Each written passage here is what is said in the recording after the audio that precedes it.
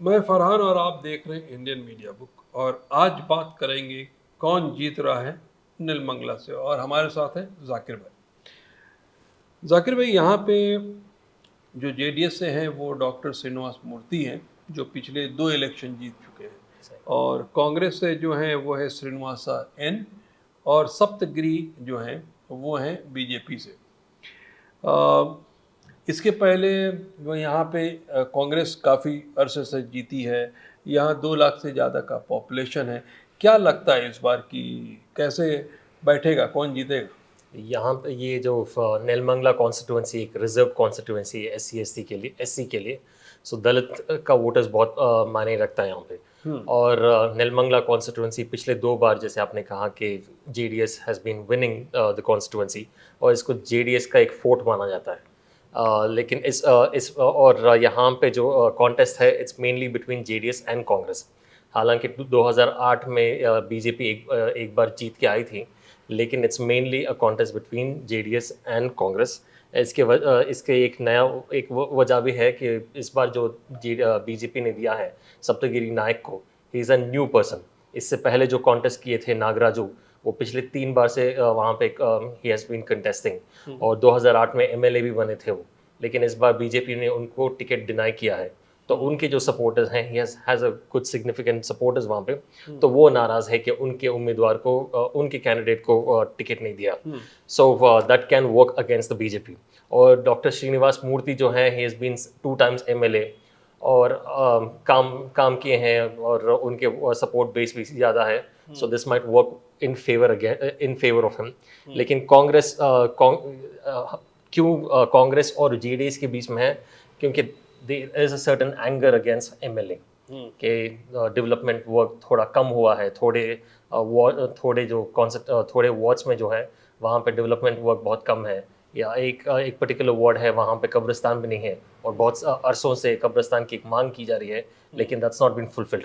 So there is a certain anger against him, so that might work in favour of Congress. So it's a close contest between these two parties.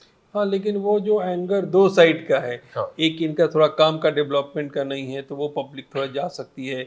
BJP ने अपना candidate change किया है तो उसके कुछ लोग anger हैं। Correct. तो ये 19-20 का वोट इधर से उधर हो सकता सही, है। मेनली बीजेपी अपार्ट इसके कैंडिडेट के अलावा बीजेपी के एंगर इसलिए क्योंकि एक रूरल बेल्ट है, और प्राइसेस बढ़ रहे हैं हर चीज़ की। पेट्रोल की रेट हो या जो भी रेट हो, this is also a factor वहाँ पे रूरल बेल्ट में, एक बहुत बड़ा फैक्टर होता है। सो that might also work against BJP. BJP तो पिछले 3 साल का आंकड़ा बताइए क्या था? जी, 2008 से शुरुआत करते हैं। 2008 में बीजेपी विन होके आई थी पहली बार। एम वी नागराजू जो जिस इस बार जो टिकट डिनाई किया था, वो उनको मिला था 37,000 वोट्स, और कांग्रेस को मिला था 35,000 वोट्स। और श्रीनिवास मूर्ति जो अब एमएलए हैं जेडीएस की तरफ से, उनको मिला था 33,000 वोट्स। एक क्लोज कॉन्टेस्ट था, सिर्फ 2,000 वोट्स का फर्क था फर्क था। तीनों पार्टीज में। और 2013 में श्रीनिवास मूर्ति पहले बार एमएलए बन के आए थे, उनको मिला था 60,000 वोट्स, 60,000 वोट्स मिले थे।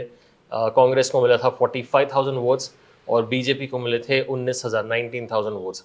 और 2018 में श्रीनिवास मूर्ति फिर से चुन के आए, 69,000 वोट्स मिला था उनको, 44,000 मिला था कांग्रेस को, और बीजेपी को मिला था 42,000 वोट्स। सो ये है पिछले 3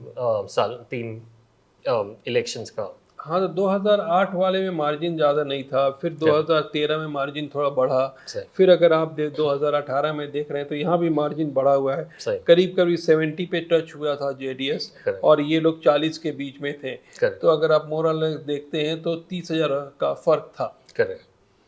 तो और कास्ट वाइज भी बता देता हूँ, मुस्लिम्स के 20,000 से ज़्यादा है। दिस इज अकॉर्डिंग टू 2011 का सेंसस है। सो ज़्यादा बड़ा हो सकता है तब से। सो 20,000 लगभग मुस्लिम्स हैं। और एस सी जो हैं 45,000 एस सी हैं। एस टी जो है 7,000 एस टी के वोटर्स हैं। और जैसे मैंने कहा, ये एक रिजर्व कॉन्स्टिट्यूंसी है। सो एस सी का हो या मुस्लिम का हो, बहुत बड़ा मायना रखता है यहाँ पे वोट्स का।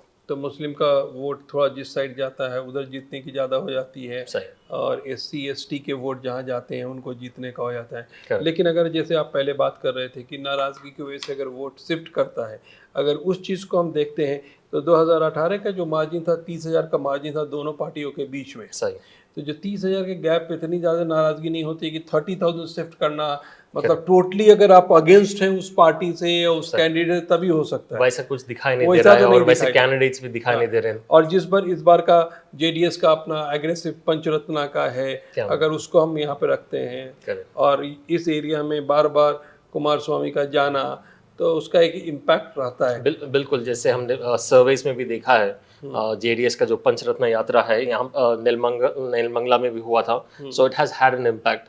और एक कुमार स्वामी की एक फेस वैल्यू भी है और वोटकलिगा वोटर्स भी है यहाँ पे नेलमंगला में, so that has an impact.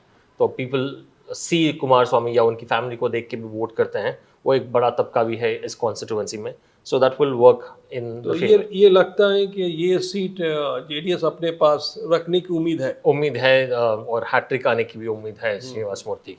तो बहुत बहुत शुक्रिया जाकिर साहब इस पे Sure. हाईलाइट डालने के लिए। तो नेलमंगला का आपने देखा कि मोर और लेस JDS की तरफ रुझान लगता हुआ नजर आ रहा है। अब वहाँ की जनता डिसाइड करेगी किसको वोट देना है। और thank you so much watching Indian media book.